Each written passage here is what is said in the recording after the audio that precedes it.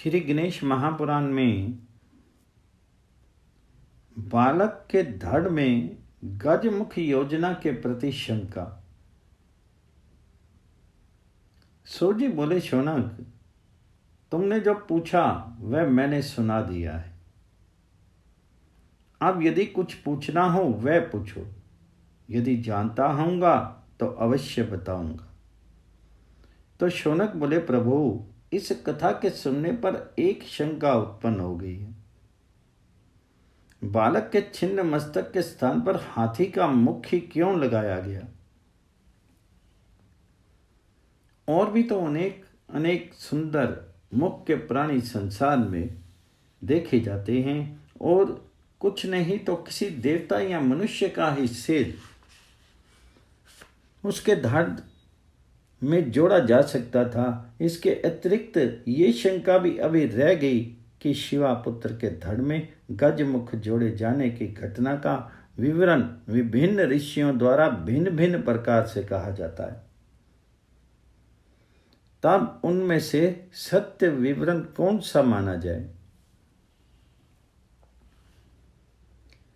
सो जी हंसे। उन्होंने कहा, शौनक जी, मैं तो समझता था कि अपनी पूरी शंका का समाधान तो तुम स्वयं ही पा गए होगे, इसलिए नहीं कर सका। परंतु जब तुम पूछते हो तब और भी स्पष्ट करके कहता हूं, सुनो। एक ही चित्त के भिन्न भिन्न प्रकार से पाए जाने में कोई विशेष रहस्य नहीं छिपा है। ये सभी घटनाएं कल्प भेद से ज्यों की त्यों घटित हुई हैं। भगवान नारायण ने नारद जी को बताया था, उससे यह तथ्य और भी स्पष्ट हो जाता है।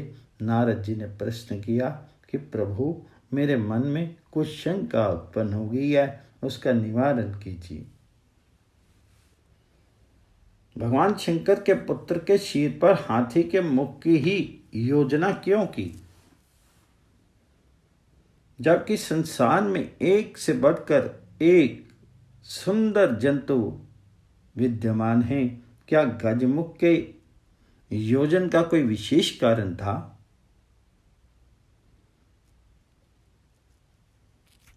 नारद जी का प्रश्न सुनकर के भगवान नारायण बोले, देव ऋषि, तुम्हारा प्रश्न उचित और स्वाभाविक है। मैं तुम्हें गजमुख लगाने का कारण बताता हूं। यह विषय सभी वेदों पुराणों में भी गोपनीय ही है, परंतु इसे जो कोई कहता या सुनता है उसके समान कोई भाग्यशाली भी नहीं है, क्योंकि यह सभी को दुखों से छुड़ाता है और ऐश्वर्य प्रदान करता है। इसके सुनते कहने से समस्त विपत्तियां और पाप दूर हो जाते हैं।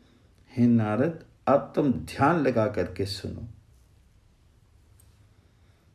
हे तात, सुनो, मैं इस पुराने इतिहास को तुम्हारे प्रति कहता हूं। ये रहस्यमय उपाख्यान पाद्म कल्प में घटित हुआ था, तथा इसे मैंने अपने पिता के मुख से सुना था। एक बार की बात है, देवराज इंद्र पुष्पभद्रा नामक नदी के तट पर ठहरे हुए थे। उस समय वे अपने ऐश्वर्य मद से मदान्वित और राज्यश्री से संपन्न थे। नदी तट का वह स्थान अत्यंत निर्जन और एकांत था। मनुष्य आदि की तो बात ही क्या, कोई जीव जंतु भी वहां नहीं था। परंतु विविध प्रकार के सुंदर पुष्पों से युक्त वृक्ष वहां विद्यमान थे। उन पुष्पों की सुगंध से सुवासित हुआ वायु अरण्य को ही सुगंधित बनाए हुए था। देवराज उस मनोहर स्थान पर घूम ही रहे थे कि उनकी दृष्टि रंभा नाम की एक स्त्री पर पड़ी, जो बड़ी विश्राम के लिए समुपस्थित हुई थी। उसे देखते ही इंद्र कामासक्त हो गए और निर्निमेष नेत्र से उसी पर दृष्टि लगाए रहे। रंभा भी इंद्र की ओर आकर्षित हुई।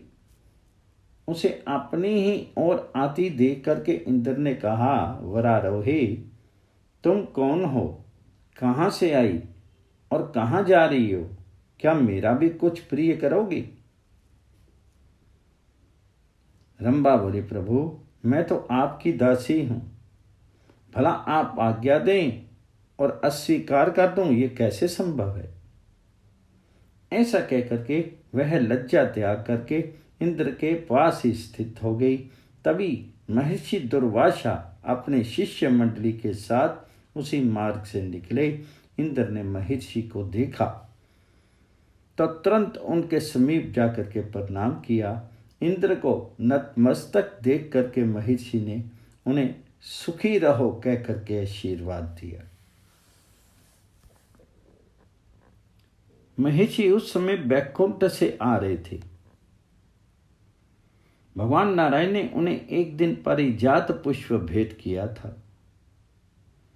वही पुष्प महर्षि ने प्रसन्न होकर के देवराज को प्रसाद रूप में दे दिया और उसका महात्म्य बताते हुए कहा कि हे देवेंद्र, यह पुष्प सभी विघ्नों का नाश करने वाला है। भगवान नारायण द्वारा प्रदत्त ये पुष्प जिसके मस्तक पर सुशोभित रहेगा, सब प्रकार से उसकी विजय निश्चित है। इस पुष्प को मस्तक पर धारण करने वाले का सर्वत्र पूजन होगा। वह सभी देवताओं में अग्र पूजन का अधिकारी रहेगा। महालक्ष्मी जी भी सदैव उसके साथ रहेंगी। जब तक यह पुष्प रहेगा, लक्ष्मण जी उसका त्याग नहीं करेंगी। उसे धारण करने वाला व्यक्ति ज्ञान, तेज, बुद्धि, बल, प्रकर्म आदि में साक्षात भगवान श्री हरि के ही समान हो जाएगा। जो परम अहंकार मद के वश में पड़ करके भक्ति भाव पूर्वक मस्तक पर धारण नहीं करेगा, वह भ्रष्ट श्री वाला होगा। वह भगवान श्री हरि का नैवेद्य निरअभिमान रूप से धारण करना चाहिए। इस प्रकार कहकर के महर्षि दुर्वासा अपने शिष्यों के सहित कैलाश पर्वत की ओर चलेगी। उधर इंद्र ने महर्षि से तो पुष्प ले लिया, किंतु अपने मस्तक पर धारण नहीं किया, वरन रंभा के निकट ही हाथी के मस्तक पर स्थापित कर दिया। हे शौनक, पुष्प का वह निरादर इंद्र के लिए दुर्भाग्य रूप बन गया। अप्सरा रंभा को इंद्र से विरक्ति हो गई और वह उन्हें विरह व्यथा देख करके अपने स्थान को चली गई।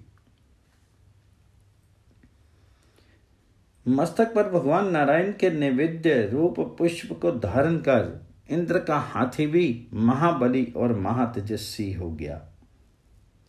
उसने भी देवराज का साथ छोड़ दिया।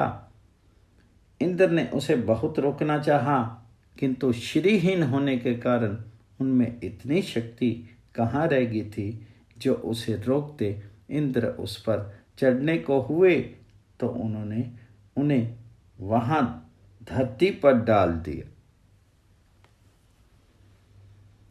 अब उस हाथी को एक हथनी भी उस अरण्य में मिल गई। गजराज के तेज को देखकर के वह हथनी स्वयं ही उसके पास चली आई। दोनों ही स्नेह बंधन में ऐसे बंधे कि प्रसव में कोई किसी को नहीं छोड़ना चाहता था। वस्ता वह हाथी बड़ा अभिमानी हो गया था। दूर अरण्य में निवास करने वाले जंतुओं को पीड़ित करने लगा था। देवऋषि, भगवान किसी का मद नहीं बना रहने देते। जो उनकी शरण में आता है उसका तो अहंकार ही पहले नष्ट करते हैं, और जो शरण में नहीं जाता उसे भी गर्वहीन बना देते हैं। भगवान ने अत्यंत मदान्वित हुए उस गजराज का मस्तक छिन्न करके शिवा पुत्र के धड़ पर लगाया था। इससे गजराज के गर्भ का तो खंडन हुआ ही, शिवा शिशु भी जीवित होगी।